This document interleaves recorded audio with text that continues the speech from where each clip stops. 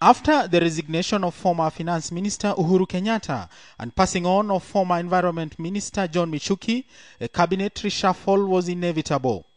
The biggest loser after the announcement is former Tourism Minister Najib Balala, who was fired entirely from the cabinet, a move that without doubt is Prime Minister Raila Odinga's way of flexing his muscle after falling out with his former Coastal Region General.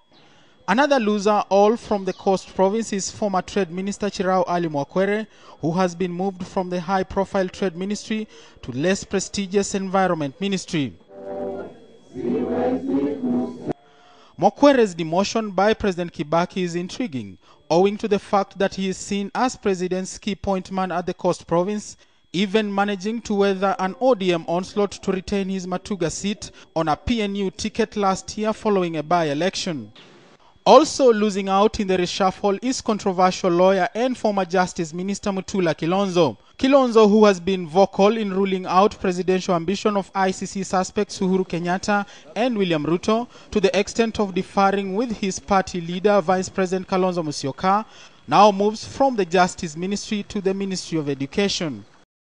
Another loser who could have received his news in Bamako, Mali, had he not jetted in last night is Moses Wetangula. Although he was very active in the foreign ministry, his energy will now be used in trade matters. Again, it's curious that Wetangula was moved to trade ministry from the plum foreign affairs docket. On the flip side, there are those who came out with more than they had bargained for. Biggest winner, Eugene Wamalwa. From the backbench in Parliament, Wamalwa, who has been very active in G7 politics, will now be in charge of justice and constitutional affairs. The Saboti Member of Parliament, brother to former Kibaki's deputy, the late Wamalwa Kijana, a lawyer by profession, now replaces a senior member of cabinet, Mutula Kilonzo. Could Wamalwa's appointment be a pointer to bigger things in the offing in the G7 setup?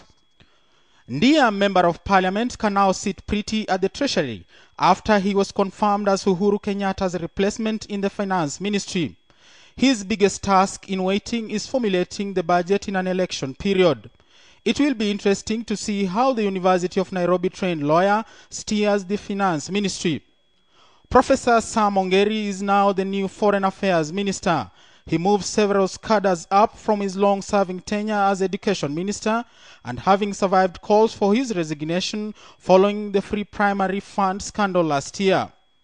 Little known and reserved Voi Member of Parliament Danson Mwanzo now joins the cabinet in what appears to be a move by the Prime Minister to consolidate his coastal Kenya influence ahead of general elections. Mwanzo now joins Hassan Joho at the coast as Raila's trusted lieutenants. Kigumo Member of Parliament Jamle Kamau, a close ally of Uhuru Kenyatta, is now the new Nairobi Metropolitan Minister.